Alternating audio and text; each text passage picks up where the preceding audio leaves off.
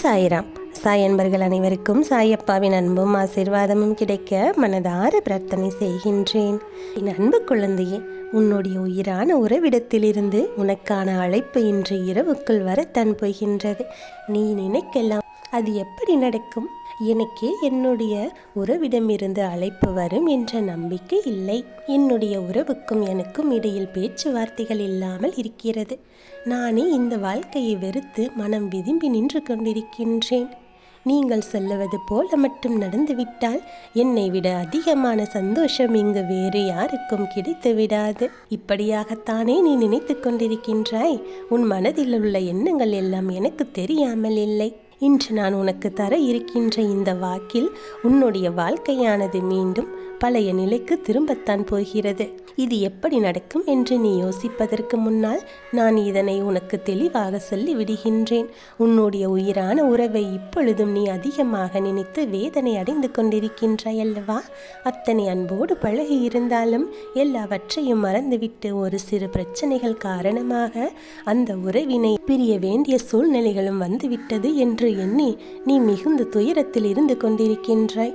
உனக்கு இந்த வாழ்க்கையில் நடக்கின்ற ஒவ்வொரு விதமான விஷயங்களில் இருந்தும் நல்ல விடிவு காலம் பிறந்து விடாதா என்று நீ திணறிக் கொண்டிருக்கின்றாய். இப்படி இருக்கின்ற இந்த நேரத்தில் நம்முடைய உயிரான உறவிடமிருந்து நமக்கான நல்ல செய்தி கிடைத்து விட்டால் போதும் என்று என் குழந்தை நீ எண்ணிக்கொண்டிருக்கின்றாய்.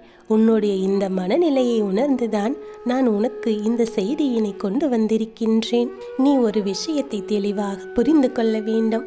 உயிரான உறவு என்றால் என்ன தெரியுமா? வாழ்க்கையில் எந்த ஒரு சூழ்நிலையிலும் எத்தனை கஷ்டங்களிலும் அவர்களை விட்டு நாம் விலகிவிடக்கூடாது. அதிலும் சந்தோஷத்தை அவர்களோடு பங்கிட்டு கொள்ளாவிட்டாலும் கஷ்டங்களை அவர்களோடு பங்கிட்டு கொள்ள வேண்டும். இப்படி நினைக்கின்ற அந்த வாழ்க்கை தான் உனக்கு உயிரான உறவினுடைய வாழ்க்கை என்பதை முதலில் நீ புரிந்து கொள். எப்பேற்பட்ட சூழ்நிலையிலும் உன்னுடைய வாழ்க்கையில் உனக்கு நடக்க இருக்கின்ற பல நல்ல விஷயங்கள் எல்லாமே ஏதோ சில காரியங்களை அடிப்படையாக வைத்துத்தான் உனக்கு நடக்காமல் போயிருக்கின்றது. எத்தனையோ பிரச்சனைகளை எல்லாம் பற்றி நீ நினைத்து கொண்டு உன் வாழ்க்கையை ஏனோ தானோ என்று வாழ்ந்து கொண்டு வருகின்றாய். என் அன்பு குழந்தையே, நீ உன் எதிர்காலத்தை எப்பொழுதும் மனதில் வைத்து கொண்டு சிந்தித்து கொண்டிருந்தால் நிச்சயமாக இதுவெல்லாம் உனக்கு மிகப்பெரிய மாற்றத்தை கொண்டு வந்து இருக்கும்.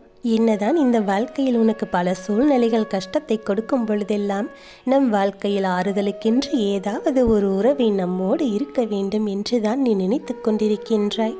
ஆனாலும் அப்படிப்பட்ட உறவு உனக்கு உண்மையாக இருக்க வேண்டும் அல்லவா? அதுவும் நீ விரும்பக்கூடிய அளவில் அவர்கள் இருக்க வேண்டுமல்லவா?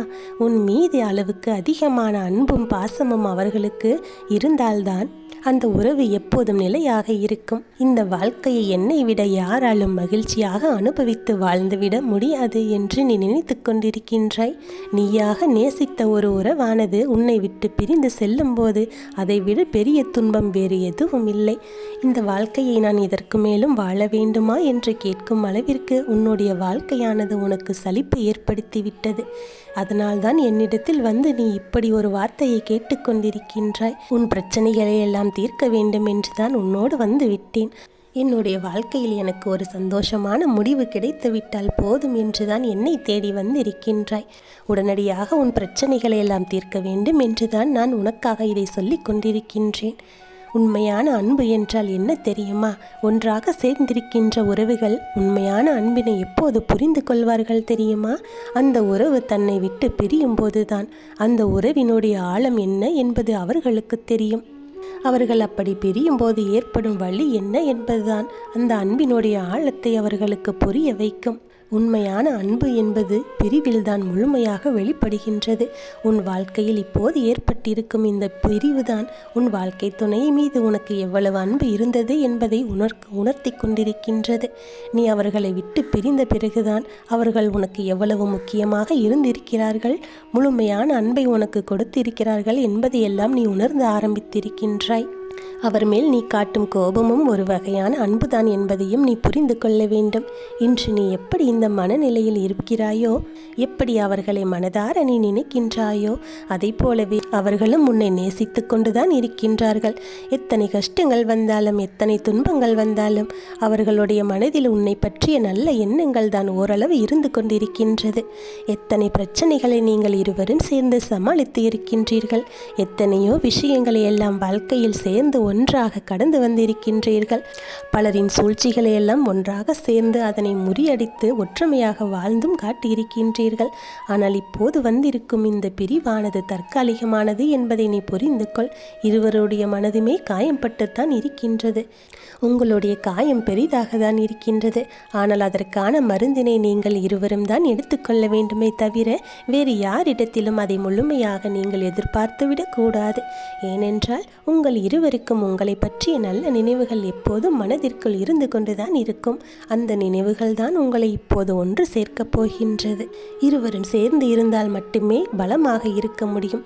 பிரிந்து இருந்தால் அதுதான் நம்முடைய பலவீனம் என்பதையெல்லாம் நீங்கள் புரிந்து கொள்ள வேண்டும். அதை நீ மறந்து விட்டாயா என் பிள்ளையே?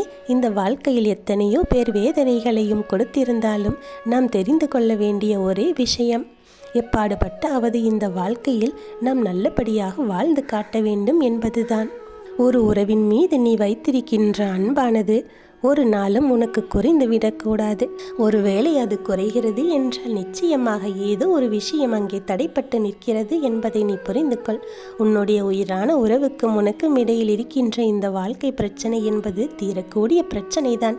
இது ஒன்றும் தீர்க்க முடியாத பெரிய பிரச்சனை எல்லாம் கிடையாது.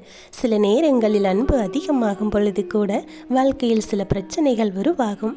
சில நல்ல நல்ல நினைவுகளை எல்லாம் நினைத்து பார்த்தால் அந்த நேரமானது நாம் செய்தது எத்தனை பெரிய தவறு ஒன்றும் இல்லையே என்று நீ உணர்ந்து கொள்வாய்.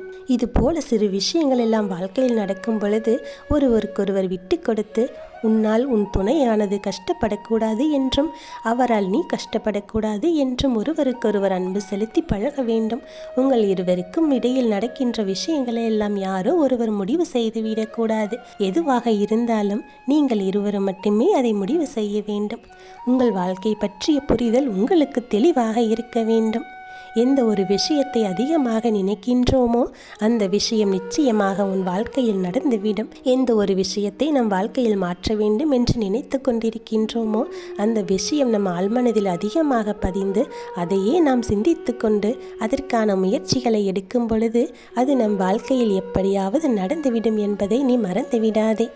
உன்னுடைய சிந்தனைகள் எல்லாம் உன் உயிரான உறவின் மீது அதிகமாக இருக்கும்போது உனக்கான சந்தோஷம், உனக்கான வாழ்க்கை அதுவும் நீ எண்ணியது போலவே மாறிவிடும்.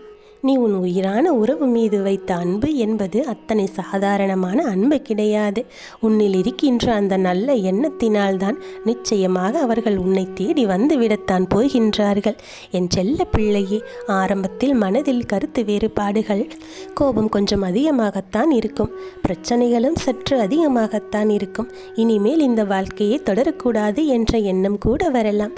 ஆனால் உண்மையில் மனதில் இருக்கின்ற அந்த அன்பானது ஒரு நாளும் விலகிச் சென்று விடாது.